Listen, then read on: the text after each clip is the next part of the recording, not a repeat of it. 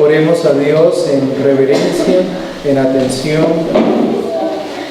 a la obra del Espíritu en esta mañana.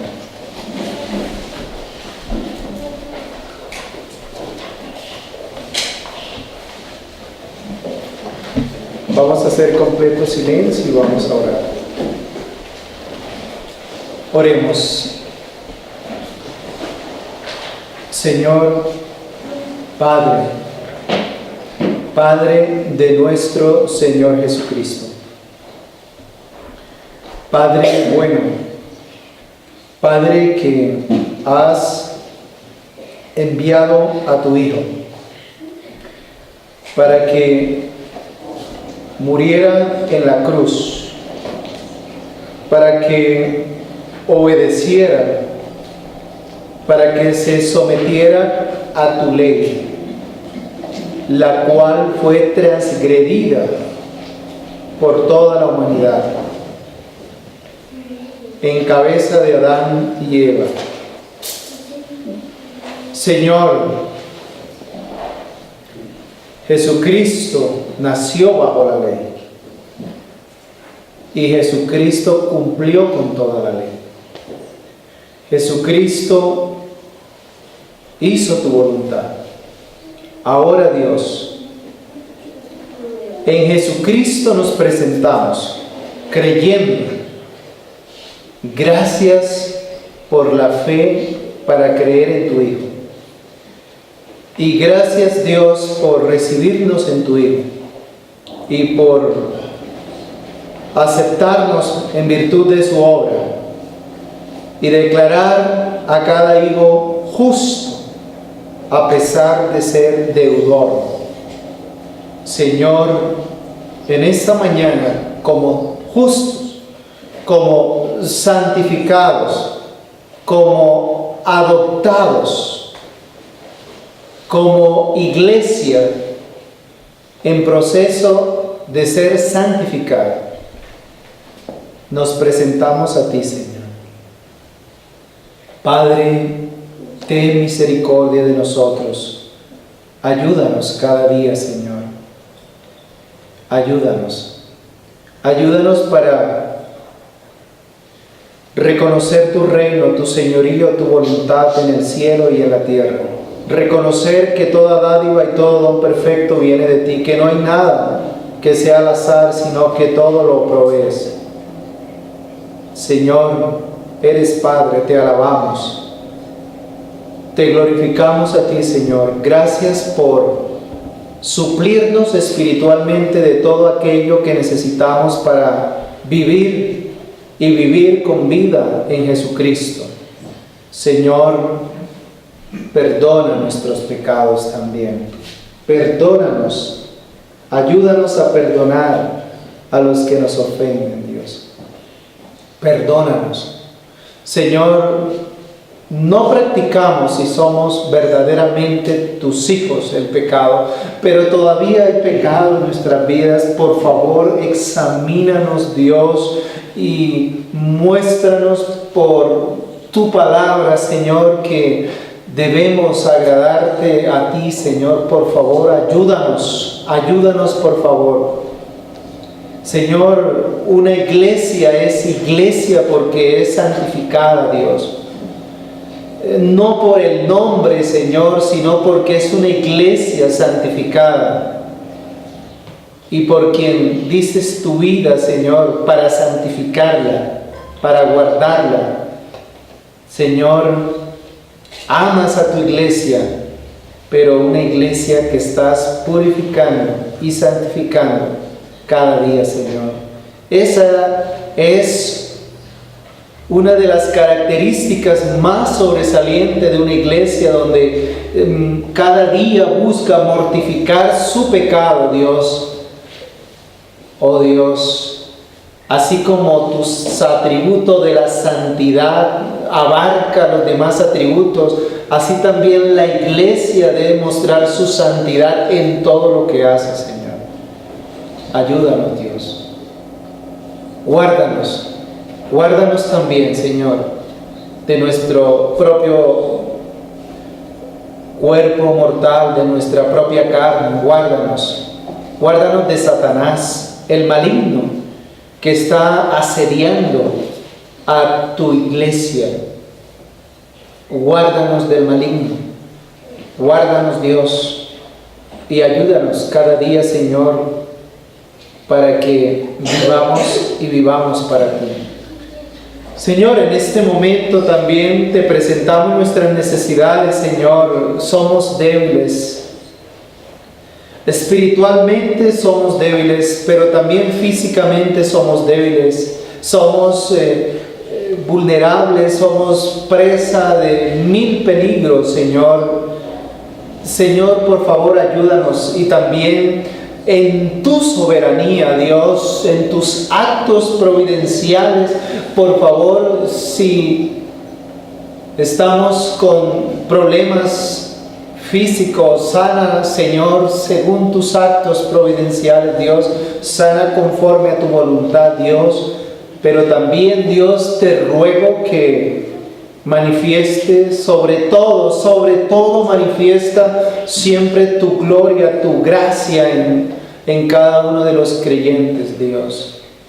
Nos sostenemos solo por tu gracia, por la fe, por Cristo, por las Escrituras. Ayúdanos, Dios, en Cristo Jesús. Amén. Vamos a buscar, por favor, en la primera carta de Tesalonicenses, por favor, primera carta de Tesalonicenses. En el capítulo 4, yo quisiera, si son tan amables, que ustedes fijaran su mirada en ese pasaje, porque quiero proponerme que sea del pasaje que el Espíritu Santo nos hable en esta mañana, de ese pasaje. Vamos a ubicarnos ahí, por favor.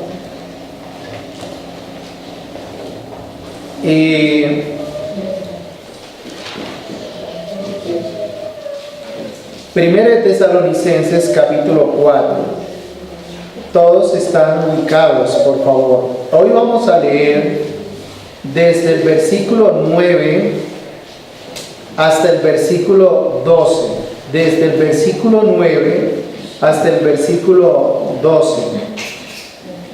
Yo quisiera pedir el favor al hermano Manuel Rojas que lea esta porción bíblica. Vamos todos a escuchar esta porción bíblica, por favor,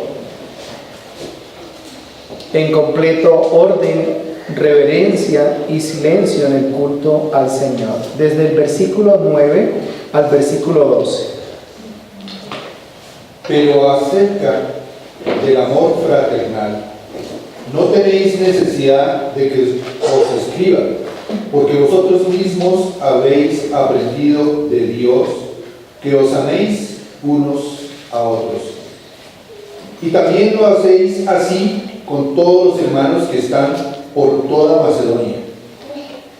Pero os rogamos, hermanos, que abundéis en ello más y más, y que procuréis tener tranquilidad y ocuparos en vuestros negocios y trabajar con vuestras manos de la manera que os hemos mandado, a fin de que os conduzcáis honradamente para con los de afuera y no tengáis necesidad de nada.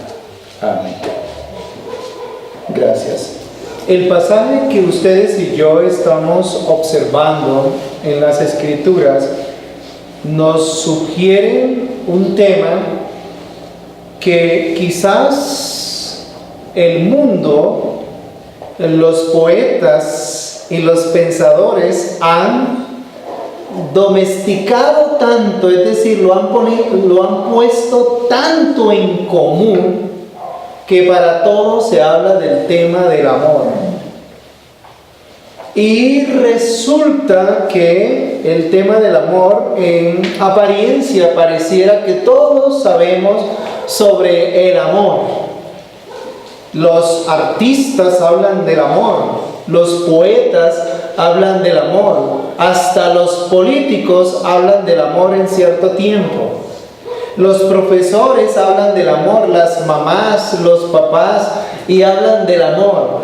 Y pareciera que usan el tema del amor para, de alguna manera, generar afecto o expresar sentimientos y hacer con esto que las relaciones humanas sean un poco más asequibles o favorables dependiendo los propósitos.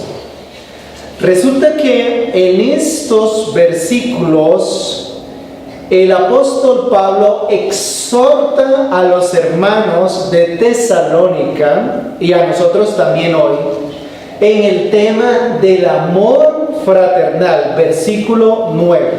Así que el tema es el amor fraternal.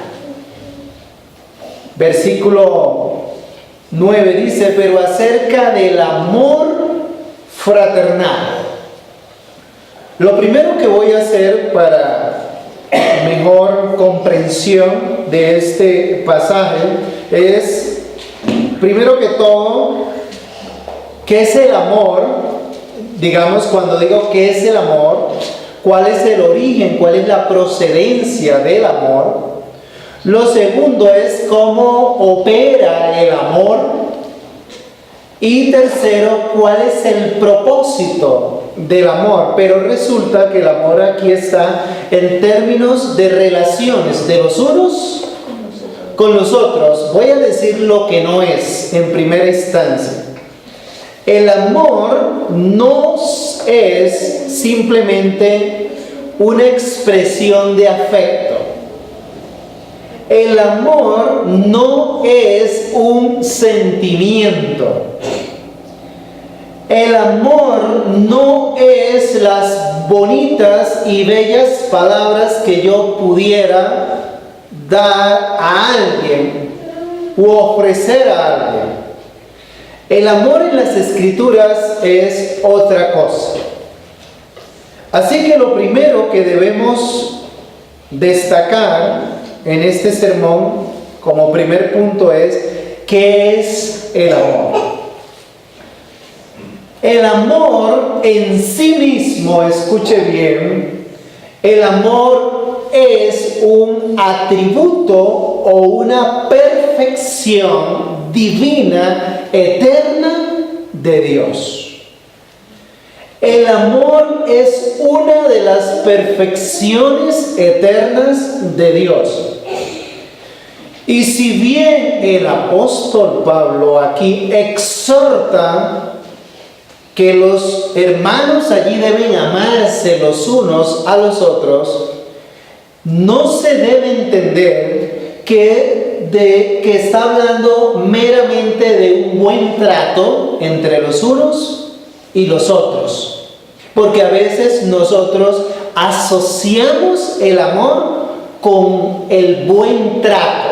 Si yo trato a los demás bien, entonces soy un hombre o soy una mujer amorosa o amoroso. Pues ese no es el énfasis. Lo primero que debemos entender es que el amor es un atributo de Dios. Y que ese atributo de Dios tiene unas características particulares. Por ejemplo, una de sus características es que es eterno. Así que el amor como tal no se ha fabricado. El amor como tal ha existido o ha estado ahí en el seno mismo del Padre, del Hijo y del Espíritu. O sea que el amor es una perfección, es un atributo que corresponde solo a Dios. Miren, primera de Juan, para probar lo que estoy diciendo, dice en el capítulo 3, Primera de Juan en el capítulo 3, versículo dice, mirad cuál amor. Debemos examinarnos, ¿no?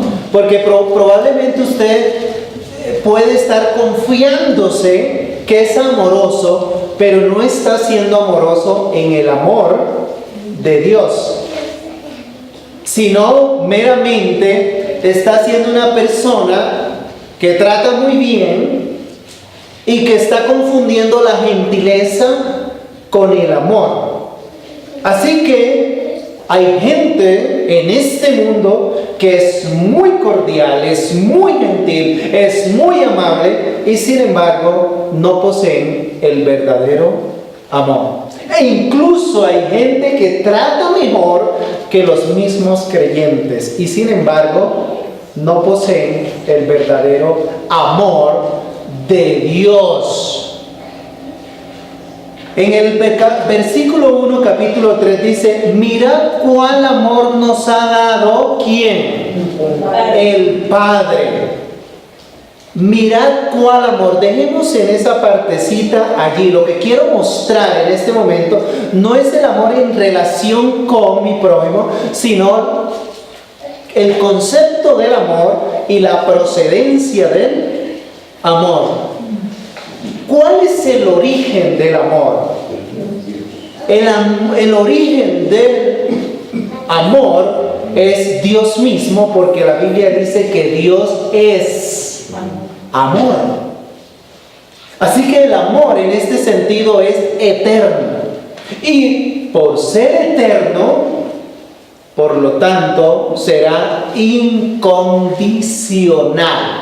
Cuando ustedes encuentran el amor de Dios expresado en sus planes, en lo que Él quiso hacer, hizo y hará para satisfacerse a sí mismo, porque de Él y por Él y para Él son todas las cosas, es un amor incondicional. Por eso, cuando Él quiso amar, lo hizo sin tener en cuenta nada de aquellos a quien amó, en amor habiendo sido predestinado. ¿Se acuerdan? Mirad cuál amor, o sea, es incondicional. Yo no estoy hablando, porque cuando nosotros entendemos el amor en términos humanos, siempre lo medimos en qué tan bien me porto o qué tan bien soy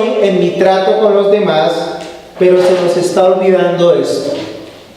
Así que Dios posee en sí mismo un amor eterno, un amor incondicional. En ese sentido es que podemos de alguna manera alcanzar a comprender por qué Dios amó a aquellos que no eran ni se merecían ser amados. Porque es que el amor de Dios no pide absolutamente nada ni exige nada, sino más bien se entrega por los amados. ¿No es así acaso que Dios amó de tal manera que dio y entregó a su propio Hijo? En ese sentido es un amor incondicional. Así que si hay una iglesia que es amada por Dios, quizás esa iglesia no es fiel a Dios en todo, y sin embargo, esa infidelidad no hace que Dios la ame menos. Si usted es un verdadero hijo de Dios y usted peca contra Dios y se debe arrepentir y me debo arrepentir, el amor de Dios no mengua. Dios lo sigue amando, la sigue amando en virtud de su amado, que es Cristo. En ese sentido, el amor es inmutable. El amor de Dios no cambia. El amor de Dios es eterno, ¿de acuerdo? El amor de Dios es inmutable. El amor de Dios es, como dije antes, incondicional, pero también, bueno, el amor de Dios es infinito. No tiene principio, no tiene fin, pero permítanme decir esto también. El amor de Dios es soberano. El libro de Judas, y verán, Lea Romanos capítulo 9 y verá. Vea, por ejemplo, en el libro de Éxodo con el faraón y verá, tampoco amó a Judas, el Iscariote, y tampoco amará a todos, ni ha amado a aquellos que rehúsan creer en el Salvador Jesucristo. La Biblia habla que Dios ama soberanamente a algunos y a otros no. Y a la vez no es injusto en su amor. Así que lo que estamos hablando aquí es del amor de Dios. Y cuando estamos en Primera de Tesalonicenses, cuando hay un mandato allí que nos amemos los unos a los otros, y que ellos estaban amándose pero todavía no habían terminado, tenían que seguir creciendo en ese amor los unos a los otros. Yo quiero que ustedes vean el versículo 9, dice: pero acerca del amor fraternal, cuidado aquí, nos soslayamos o nos deslizamos o entendemos mal lo que es el amor fraternal. Imagínense que a veces usamos expresiones para describir el amor. Y a veces decimos el amor fraternal. El amor fraternal es aquel que se expresa con todo prójimo.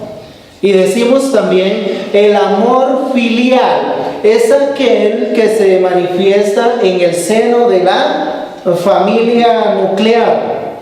O decimos de otra manera, el amor eros, que es aquel que se manifiesta en la pareja, en el matrimonio. Y decimos, pero también hay otro amor, pero ese amor solo le corresponde a Dios. Ojo, falso. Sí, ese amor es de Dios y lo llamamos el amor ágape, ¿se acuerdan? El amor ágape. Pero quiero demostrarles que el amor con que cuenta un verdadero hijo de Dios no es con un amor fraternal, ni filial, ni eros. El amor que cuenta un verdadero hijo de Dios es con el amor ágape, es decir, el amor de Dios. ¿Y qué es lo que pasa? ¿El hombre caído de por sí tiene amor? ¿Es amor? No. Pero Dios en su gracia lo participa de este atributo comunicable que es el amor. Así que el amor que recibimos es el amor propio de Dios. Pero no me pidan en qué cantidad. Simplemente Dios derrama su amor en la plenitud de la obra del Espíritu Santo. Romanos capítulo 5, para refrendar lo que estoy diciendo en este momento. A estos que Dios ha justificado, que Dios ya ha salvado, en Romanos capítulo 5, versículo 5 dice: y la esperanza no avergüenza, porque el amor de Dios, ¿lo vieron ahí? El amor de Dios ha sido derramado en nuestros corazones por el Espíritu Santo que nos fue dado. ¿Cuál es el amor que ha sido derramado en los creyentes? Y no quiero afectar ni burlarme de su inteligencia. Ahí está en el texto. ¿Cuál es el amor? El amor de Dios que ha sido derramado por medio del Espíritu Santo. ¿Eso qué quiere decir? Que el amor que la iglesia tiene o que el creyente tiene es un amor ágape. Es el amor mismo de Dios. El mismo amor con que obraba Jesucristo es el mismo amor que debe obrar los que son de Él. Ahora, ustedes dirán, ¿cómo así? Repito la última parte. Pues lo que pasa es que Dios es amor. Y el atributo y el amor es un atributo de Dios. Y lo que hace Dios es que algunos de sus atributos los comunica o nos participa. Por ejemplo, Dios no nos participa de su omnisciencia. Dios lo conoce todo, pero nosotros no lo conocemos todo, ¿verdad? Pero Dios nos participa de su amor y entonces nos demanda que con base en ese amor de Él, entonces sí, nos amemos y obremos y actuemos bajo ese amor. Así que si usted aquí mira 1 Tesalonicenses, dice, sí, pero es que ahí está hablando del amor fraternal. Sí, Señor, está hablando del amor fraternal, pero en términos de las relaciones. El amor que posee un verdadero creyente es amor ágape, es el amor directamente de Dios, claro, pero no somos amor en sí mismo. Nos participa del amor, así como nos participa de su justicia, así como nos participa de su santidad, así como nos participa de su verdad. Ahora sí, ya ese amor ahí implantado por la obra del Espíritu Santo, ahora sí, dice en el versículo 9, acerca del amor fraternal, es decir, la vida en comunidad con la iglesia debe manifestarse bajo ese amor de Dios en términos fraternales. O sea que el amor fraternal no es otro. Es el amor de Dios en términos de las relaciones con los demás. Por favor, miren el pasaje otra vez. El apóstol Pablo les está diciendo, ustedes ya han recibido esa gracia para actuar bajo ese amor de Dios en términos fraternales. ¿Cómo así? Miren allí el contexto. Versículo 8 dice, así que el que desecha esto no desecha a hombres sino a Dios, que también nos dio, ¿qué cosa? Su Espíritu Santo.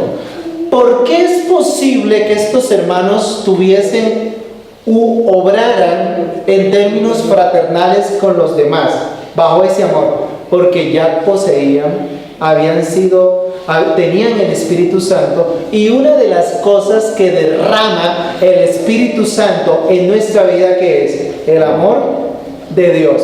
Así que no se trataba de una buena actitud de ellos, no, esto era posible porque en ellos residía el Espíritu Santo. Y repito, el Espíritu Santo derrama el amor de Dios en nuestras vidas. No era una gentileza de ellos, no era una buena actitud de ellos, no era que cuán amorosos eran ellos, como dicen hoy día que el amor de los italianos es el más sobresaliente. Pueda que por cultura alguien lo diga, pero el verdadero amor procede de Dios, y es posible vivirlo y obrar según Él, siempre y cuando sea el Espíritu quien lo derrama. Así que aquí estamos hablando de cómo opera ese amor. Versículo 9 dice, acerca del amor fraternal, ahora sí, cómo opera. No tenéis necesidad de que os escriba, porque vosotros mismos habéis aprendido de Dios que os améis unos a otros. Versículo 10. Y también lo hacéis así con todos los hermanos que están por toda Macedonia. Porque os rogamos, hermanos, que abundéis en ellos más y más. Estos hermanos eran un ejemplo en ese sentido, porque estaban dando muestras del amor de Dios que había en sus corazones. Ahora voy a la parte práctica, ¿verdad? Uno dice, bueno, pero ¿cómo yo amo? ¿Cómo demuestro? Ese es el cómo demuestro que el amor de Dios está en mí y que yo lo estoy expresando con mi prójimo. Voy a traer una frase que no es mía, y muchas no son mías, porque uno siempre se está edificando con maestros. Agustín de Hipona, que vivió en el siglo IV, que Dios usó mucho para enseñar sobre la gracia, sobre el Evangelio, dijo algo, y en un libro que se llama Confesiones, ahí está eso que voy a decir. Dice de la siguiente manera, abro comillas: ama y haz lo que quiera. Cierro comillas. Ama y haz lo que quiera. Eso suena como, qué libertad, ¿verdad? Pero me impactó cuando dice, ama y haz lo que quiera. Ama y desbórdate, ama y haz lo que quiera. Pero cuando uno realmente corrobora estas enseñanzas con las mismas escrituras, tiene un peso en Romanos. Búsquenlo si son tan amables, en el libro de Romanos, para entender lo que dijo Agustín de Hipona en ese momento. Capítulo 13 de Romanos. Miren, en el Romanos capítulo 13, versículo 7 en adelante, pero lo voy a leer hasta el 9, por favor. Romanos capítulo 13, versículo 7, dice: pagad a todos lo que debéis. Cuando pagamos, eso es amor de Dios. Pagad a todo lo que debéis. Al que a tributo, tributo. Usted puede estar en contra del Estado, pero usted no muestra el amor de Dios si no se somete a las leyes del Estado, siempre y cuando no estén en contravía directa con las Escrituras. Sigo leyendo. Al que tributo, tributo. Al que impuesto, impuesto. Al que respeto, respeto. Al que honra, honra. Cuando usted no reconoce la obra que ha hecho Dios en su hermano, es que su hermano es fuerte, es de un temperamento, es que su hermano siempre lo he conocido que es así. ¿Sabe qué está diciendo ustedes ahí? La obra del Espíritu no es poderosa para cambiarlo y para transformarlo, y no está dándole la honra al crecimiento espiritual del hermano o de la hermana. ¿Y qué estamos haciendo ahí? No estamos expresando el amor de Dios, sino nuestra propia justicia. Sigo leyendo mejor, ¿verdad? Porque dice el versículo 8: no debéis a nadie nada, sino el amaros. ¿Se dan cuenta el tema? Los unos a los otros.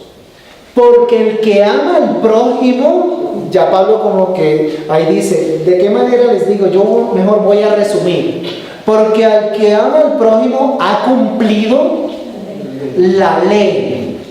Entonces Pablo, bajo el Espíritu, él sigue enseñando. ¿Será que me están entendiendo? Porque es que cuando uno habla del amor de Dios, es que es la primera tabla de la ley. Acuérdense, la primera tabla de la ley, es decir, los primeros 4 mandamientos, se tratan de la adoración al único Dios y verdadero, amar a Dios sobre todo.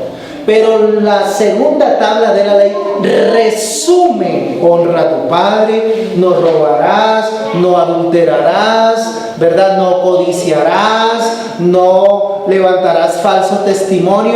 Todo esto tiene que ver en relación con mi prójimo. Y Pablo dice, ¿será necesario que yo diga todo esto? Versículo 9. Entonces dice, en la última parte, porque el que ama al prójimo, versículo 8, ha cumplido la ley. Pero por si acaso no hemos entendido, vuelve otra vez al tema y dice, porque no adulterarás, ¿se dan cuenta? No matarás, no codiciarás, y por si acaso, otro mandamiento en esta sentencia se resume. ¿Cuál es la sentencia? Amarás a tu prójimo como a ti mismo. Dicho de otra manera, versículo 10, y ahí es donde traigo lo de Agustín. Dice el versículo 10, el amor no hace mal al prójimo. ¿Eso qué quiere decir? Si tú amas, haz lo que quieras con tu prójimo. ¿Me estoy comunicando en eso? Si tú amas a Dios, en primer lugar, porque no puede haber un amor sin Dios. Si tú amas bajo el amor que Dios te ha participado, haz lo que quieras con tu prójimo. No necesitas estar a la vista de todos.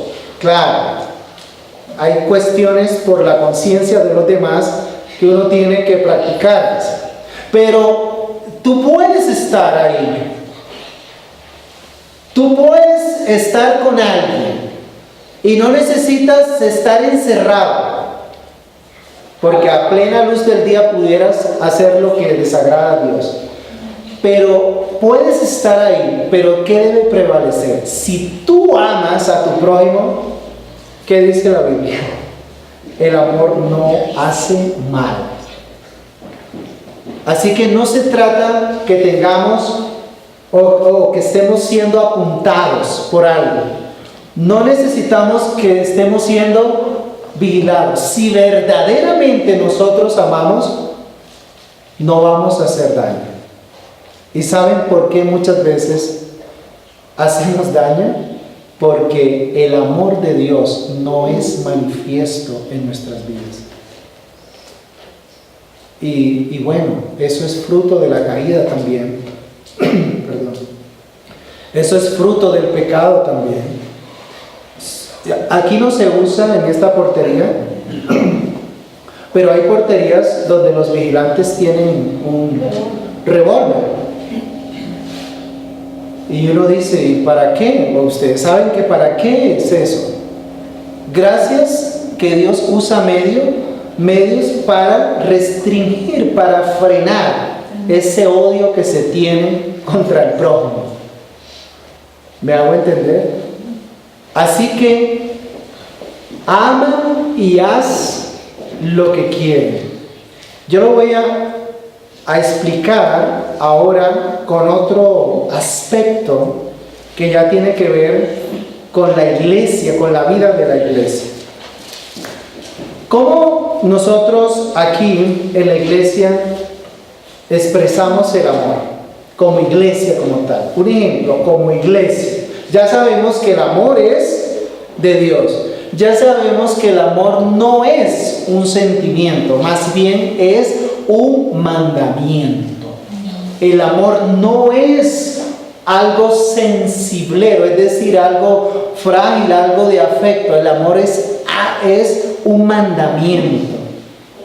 ¿Cómo nos amamos aquí en la iglesia? Voy a poner un ejemplo.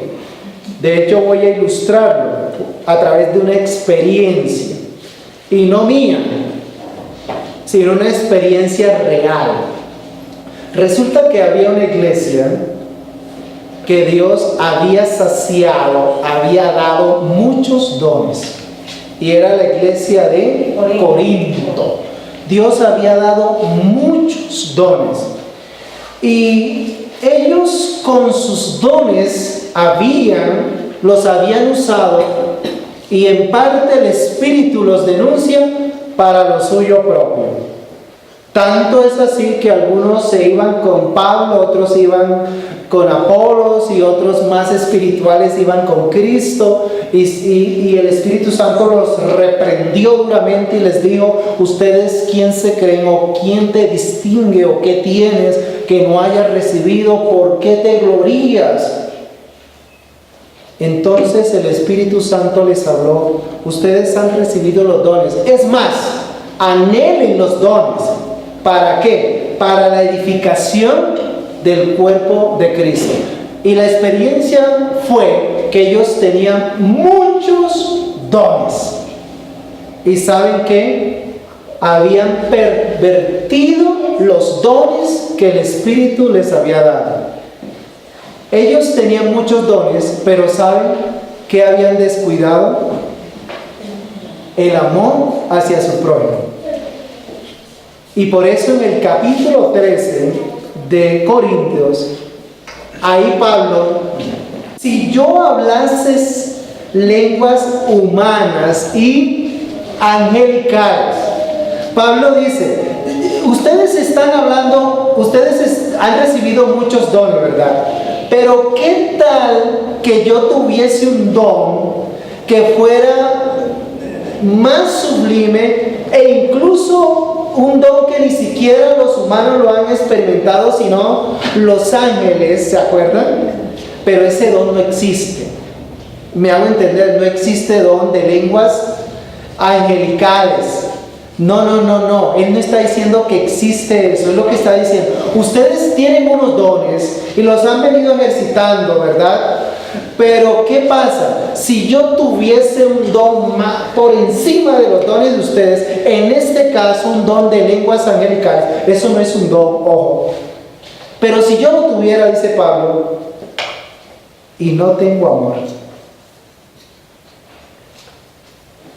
vengo a ser como metal que resuena o címbalo que retiñe. Vengo a ser mero ruido. O sea, lo que les está diciendo, ustedes tienen muchos dones recibidos por el Espíritu Santo, pero ustedes no aman. Ustedes buscan lo suyo propio con sus dones. Vamos a bajarlo aquí a la iglesia. Todos los que son creyentes, verdaderamente creyentes, no son sin dones o sin un don del Espíritu. Al menos el amor lo tienen, si son verdaderamente creyentes. La pregunta es, ¿cómo está usted amando a la iglesia, a sus hermanos, con ese don que Dios le ha dado? Pero ¿qué tal que usted tenga el don, pero usted no ama? Ahora, ¿cómo pongo en práctica el amor en la iglesia? Lo pongo en práctica en primera instancia cuando yo recibo una gracia de Dios, y con esa gracia, más bien bienaventurado es dar, y con esa gracia yo sirvo a la iglesia. Y esa gracia que puede ser una gracia espiritual, un don, o puede ser una gracia material. ¿Sabían que Dios da ricos a la iglesia también? Para que no se jacten en sus riquezas ni confíen en ellas. Y da también pobres a la iglesia, para que la misericordia y el amor sea expreso a ellos. Usted dice, pero es que yo no sé predicar. Pues yo tampoco sé. Pero por la gracia de Dios, si lo hago es porque Él me ha dado el don. Pero no lo debo hacer sin amor. Porque si no amo, entonces el don no es más que metal que resuena o címbalo que retiñe, solo ruido, solo música. ¿Me hago entender? Entonces, cada uno por lo menos de los que estamos aquí sabe orar, ¿o no? Cuando oramos, estamos amando a la iglesia, a los demás, entre otras cosas. Y hay muchos ejemplos. Entonces, el ejemplo de Corinto era cómo manifestamos, cómo opera este amor aquí. Miren, hay unos comentarios en unos libros, bueno, no son libros completos, sino como pequeños fragmentos. En este caso, uno de los padres de la iglesia llamado Tertuliano, él escribía en uno de sus libros, repito, yo no tengo libro de esos, son como fragmentos que uno lee, y dice que él cuenta en sus libros que los paganos, que los del mundo, cuando miraban a los cristianos primitivos, ellos se asombraban y decían, mirad cómo se aman ellos, cómo su Salvador los ha afianzado como hermanos. Tanto es así, capítulo 4 de Hechos, ellos tenían las cosas en común. ¿Me hago entender? Otro ejemplo, por favor, ya por último, este ejemplo. ¿Se acuerdan de lo que nos hablan las Escrituras en el capítulo, en el libro de Santiago? ¿Se acuerdan? En el libro de Santiago, Si llega alguien en la iglesia que necesita, no lo vas a poner en un lugar, sino que lo vas a considerar. Bueno, y hay otros ejemplos, por favor, por falta de tiempo. Un ejemplo que está en la primera carta de Juan, capítulo 3, dice: pero el que tiene bienes de este mundo y ve a su hermano tener necesidad y cierra contra él su corazón, ¿cómo mora el amor de Dios? Ojo, porque a veces nos confundimos con el amor fraternal. ¿Cómo mora el amor de Dios en él? Hijitos míos, no amemos de palabra ni de lengua, sino de hecho y en verdad. Ya no más ejemplos, 3 ejemplos, ¿verdad? Y 3 experiencias. Y no son experiencias falibles, es decir, que no sea, fueron reales. Fueron reales. Entonces, volvamos al texto que estamos exponiendo en esta mañana. Primera de Tesalonicenses, capítulo 4. ¿Qué hemos visto hasta ahora en este texto de Primera de Tesalonicenses? Hemos visto que el amor es de Dios y que Dios en su gracia libre y soberana nos ha participado de su amor. Y que nos ha participado porque Dios demanda que tengamos una relación madura en obediencia, en santidad, en verdad, bajo su amor con Él y también con el prójimo. ¿Estamos? ¿Qué otra cosa hemos aprendido? Que estos hermanos en Tesalónica, ellos sí estaban obrando con el amor fraternal. Seguramente si usted está obrando con el amor fraternal, no diga que ya lo ha alcanzado, porque la exhortación es: hermanos, que abundéis en ellos más y más. Otro ejemplo, ahora sí un ejemplo de 1 Tesalonicenses capítulo 4. Hay unas exhortaciones que nos muestran el amor de Dios. Versículo 11. Y que procuréis tener tranquilidad y ocuparos en vuestros negocios y trabajar con vuestras manos de la manera que os hemos mandado. 3 exhortaciones allí. No faltan los ociosos en las iglesias, los que no se ocupan en lo que se deben ocupar. No faltan los ociosos en las iglesias, pero también no faltan los fanáticos en las iglesias. Pero también no faltan los haraganes en las iglesias. Una persona haragán es aquella que rehúsa el trabajo. Ese es el significado. Y Pablo les dice: oigan, estén tranquilos. ¿Por qué están angustiados? Y los hermanos en Tesalónica tenían unos problemitas bastante fuertes. Ellos se angustiaban, y se angustiaban porque ya creían que Cristo iba a llegar. Porque ese es el contexto ya iba Cristo. Tanto es así, en la segunda carta de Tesalónica, capítulo 3, versículo 11, dice: porque oímos que algunos de entre vosotros andan desordenadamente, no trabajando en nada, sino entremetiéndose en lo ajeno. Es decir, en términos de nuestro contexto, muy desocupados. Y yo quisiera adornar la palabra chisme de la siguiente manera: muy desocupados, que lo que son estas personas no son chismosas, solamente que son amarillistas y enfermas por encontrar nuevas noticias. Suena elegante, pero es chisme. Sigue diciendo aquí: estén tranquilos, ocúpense en vuestros negocios, por favor, no vivan como los necios, aprovechen el tiempo y trabajen con sus manos. Mientras estemos aquí hay que trabajar mientras estemos aquí, hay que vivir sujeto a la ley de Dios, a su verdad, a su justicia, a su gloria. Estemos tranquilos. Esta es otra forma de mostrar que amamos. Esta es otra forma cuando hacemos lo que debemos hacer, no estamos defraudando al prójimo. Ahora, ¿por qué estoy usando esta palabra defraudar? Miren el versículo 6 del capítulo 4. Dice, que ninguno agravie ni engañe a su hermano, porque el Señor es vengador de todo esto, como ya os hemos dicho. ¿Sí? Versículo 6. Que ninguno agravie ni engañe en nada, que ninguno defraude.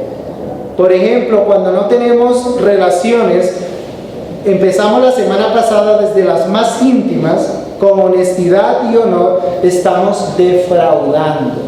Cuando nosotros no nos ocupamos en nuestros deberes según el Señor, estamos ¿qué? Defraudando y agraviando a nuestro prójimo. Pero lo voy a decir en términos más especiales.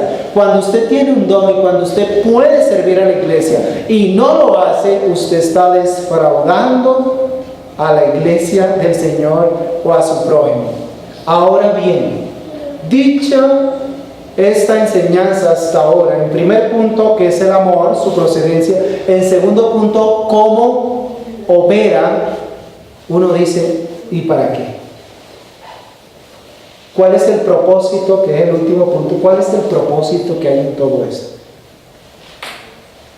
Versículo 12, lo último. ¿Cuál es el propósito de este amor fraternal?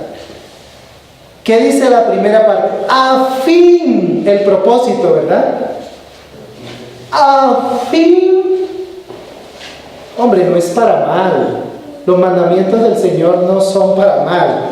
No son gravosos, a fin de que os vivan, anden, conduzcáis, ¿lo vieron ahí?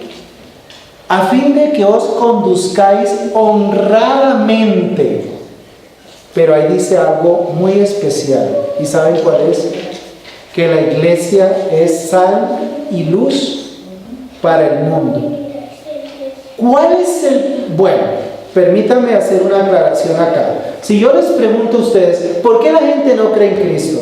Ustedes van a decir, y claro que es verdad. ¿Saben qué dice? ¿Y saben qué digo yo? Porque Cristo dijo, y esta es la condenación, que la luz vino al mundo y los hombres amaron más las tinieblas que la luz. Y si queremos ser más enfáticos decimos, ¿saben por qué no aman a Cristo? Simplemente porque no hacen parte de los escogidos de Dios. Y es verdad. ¿Y saben por qué no lo aman? Porque están muertos en sus delitos y pecados. El hombre natural no percibe las cosas del Espíritu. No hay justo, no hay quien busca. Bueno, no hay quien busque a Dios. Y esa es una respuesta muy teológica, bíblica y verdadera. Pero no es toda la verdad. ¿Saben por qué bíblicamente algunos no glorifican a Dios? Porque si no nos comportamos, si no nos conducimos como el Señor, como a Dios le agrada, hacemos que el nombre de Dios sea blasfemado por causa de su pueblo. Yo estoy inventando, eso lo dice Romanos, capítulo 2. Ustedes que dicen que no hurten, ustedes que dicen que no roban, y ustedes roban.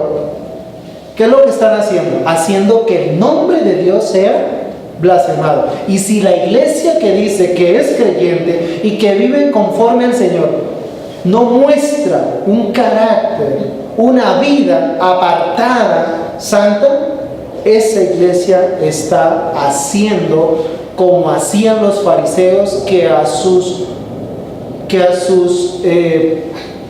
aquellos que le predicaban lo hacían 2 veces hijos del infierno.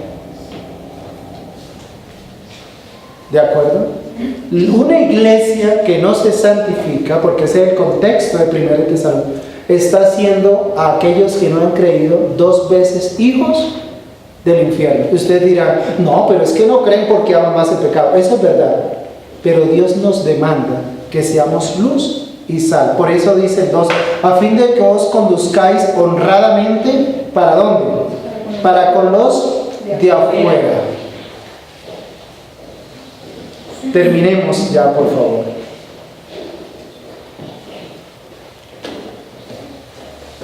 Para los niños, en esta mañana, que me escuchen los niños. Los niños no nacen con la capacidad de amar a sus padres.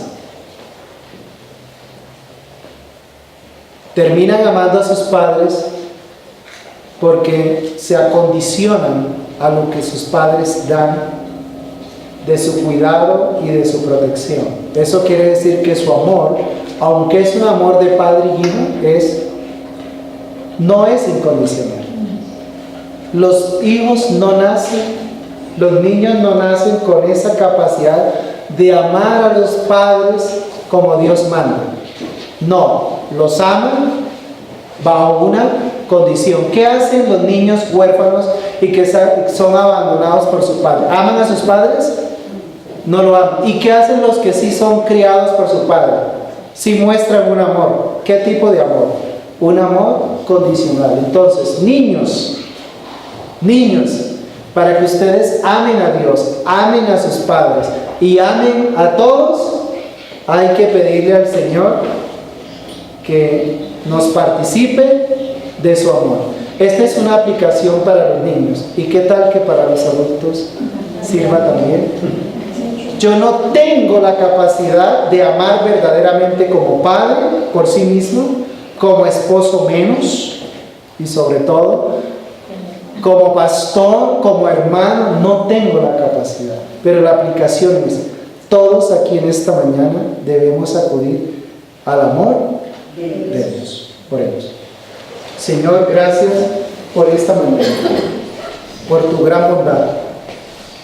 Señor, gracias porque de verdad estos pasajes parecieran que ya los tenemos, pero estamos lejos, Dios. Ayúdanos, Señor, para amar, pero no amar porque diga unas palabras bellas y poéticas y lindas y de reconocimientos y de exaltación. Sí, Señor, pudiéramos usar estas palabras, pudiéramos ser cariñosos y está bien mostrar gentileza, pero Señor, ayúdanos de verdad a amar con tu amor. Amén.